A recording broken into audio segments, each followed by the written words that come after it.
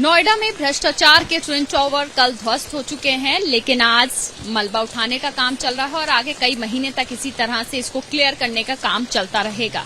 बड़ी बात यह है कि आगे आने वाले दिनों में पोल्यूशन बहुत ज्यादा दिल्ली एनसीआर में बढ़ जाता है, तो सोसाइटी के लोग जो बिल्कुल आसपास सोसाइटी में लोग रहते हैं वो इसको किस तरह से डील करने वाले हैं, उस पर हम बातचीत करेंगे। इसी यानी कि सुपरटेक एमरल्ड सोसाइटी के ही एक टावर कैप्टन मेरे साथ मौजूद हैं, मीनू राणा जी, उनसे बातचीत करते हैं। मैम, सबसे पहले तो मुबारकबाद कि बहुत सेफली डेमोलिशन हो गया और आप लोग भी प्रे कर रहे थे, बाकी सब भी प्रे कर रहे थे।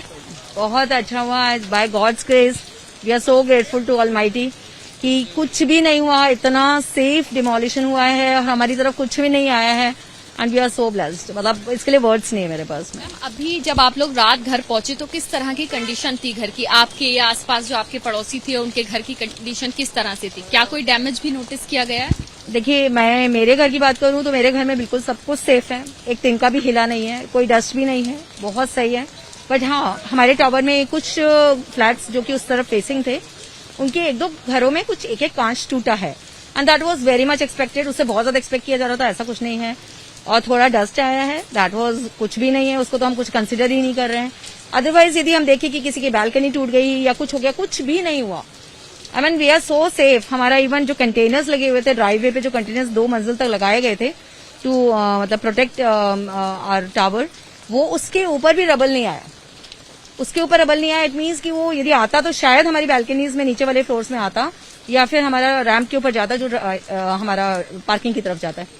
But we are totally safe and we are so blessed. सब लोग इसी चीज के लिए प्रे कर रहे थे कि सेफ डेमोलिशन हो जाए ताकि जो आसपास सोसाइटी है, लोग हैं, उनका नुकसान ना हो। मैम, यहाँ सवाल ये है कि अभी ये जो मलबा है इसका बहुत लंबे वक्त तक यहाँ रहने वाला है, 2 से 3 महीने का वक्त लगेगा इसको पूरी तरह से क्लीन होने में। फिर मशीन्स आएंगी, इसको क्रस्ट किया जाएगा, इसको लेके जाया जाएगा। कहीं ना कहीं दिक्कतें तो आप लोगों को आगे होंगी, तो किस तरह से आप लोग एडमिनिस्ट्रेशन के साथ कोऑर्डिनेट कर रहे हैं, सोसाइटी के जितने भी लोग? देखिए, अभी डेफिनेटली उसका हमें मालूम है कि लेकिन अभी खुशी इतनी हो रही है कि सपोज सेफ हो गया, तो अभी इतना उसकी तरफ दिमाग नहीं जा रहा है। दो वो प्रॉब्लम तो रहेगी क्योंकि जो ड्राइववे है हमारा, वो अभी हमारा बंद है और हमारा जो गाड़ी जाने का रास्ता या हम लोग को चलने का रास्ता था वो हमारा अभी बेसमेंट के थ्रू है।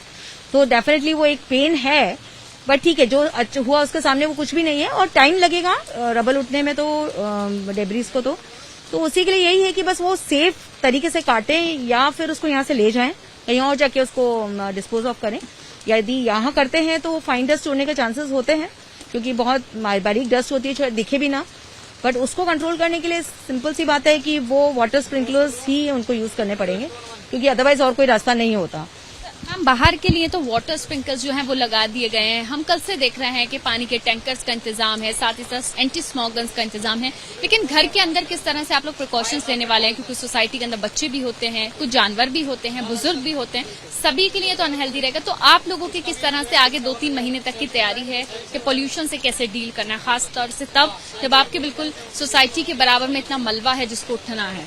जी, बिल्कुल जरूरी है घर में रहते हुए, क्योंकि बाहर का हमारे हाथ में नहीं होता बट घर में हमारे हाथ में होता है। और हमने जैसे हम बाहर निकलेंगे तो मास्क पहने, अभी तक भी हम कोविड की वजह से we are very much use to, हम लोग सभी यूज टू हो गए थे। तो और 3 महीना पहन लेंगे तो शायद हम डायरेक्ट इनहेल करने से बच जाएंगे फाइन पार्टिकल्स को। दूसरा, घर के अंदर जब हम रह रहे हैं तो खिड़की दरवाजे बंद रखें और दूसरा, हम जिनके पास एयर प्योरीफायर्स हैं वो उसको चलाएं, तो एटलीस्ट जो फाइन पार्टिकल्स हैं या कुछ बैक्टीरिया वायरस भी हैं वो सब एब्जॉर्ब कर लेते हैं। और जो नहीं है जिनके पास, वो उसके ऊपर थोड़ा एक्सपेंडिचर करें, क्योंकि देखिए हेल्थ से ज्यादा बढ़कर कोई भी इन्वेस्टमेंट नहीं होता। और ये बताइए कि नोएडा अथॉरिटी से किस तरह की आप लोगों की बातचीत हुई, किस तरह से आप लोग नोएडा अथॉरिटी से कोऑर्डिनेट कर रहे हैं अब आगे के एक्शन के लिए?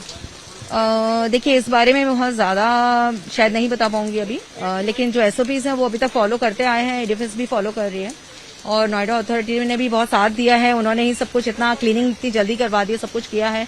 तो आई थिंक जो एसओपीज हैं पोस्ट डिमोलिशन जो होते हैं कि आपको जो मलबा हटाने के लिए जो यूज करने होते हैं कि आप ऐसे नहीं हटा सकते, वाटर स्प्रिंकलर्स आपको कंटिन्यूएशन में रखने हैं और वो सब चीजें फॉलो करनी है। तो जहां तक उम्मीद है, अभी तक बोला जा रहा था वो करेंगे, हमें उम्मीद है कि वो करेंगे। बट यदि वो नहीं करते हैं तो फिर उसी समय देखा जाएगा कि फाइट तो हमेशा रहती है, चलती रहती है। तो वो हम आगे करेंगे। बात करने के लिए तो आपने सुना मीनू राणा, जो कि इसी सोसाइटी में रहती हैं, टॉवर कैप्टन भी है। उन्होंने बताया कि जाहिर सी बात है सेफ डेमोलिशन हुआ है, उस बात की खुशी है, लेकिन आगे जिस तरह से पोस्ट डेमोलिशन जो प्रिकॉशंस लेने होते हैं वो लोग भी लेंगे। और अगर अथॉरिटी की तरफ से उन लोगों को अभी तो सहयोग मिल रहा है, लेकिन अगर नहीं मिलेगा तो वो आगे उनसे बातचीत करके उसका भी हल निकालेंगे। कैमरा पर्सन रंजीत के साथ मदीहा खान, एबीपी न्यूज, नोएडा।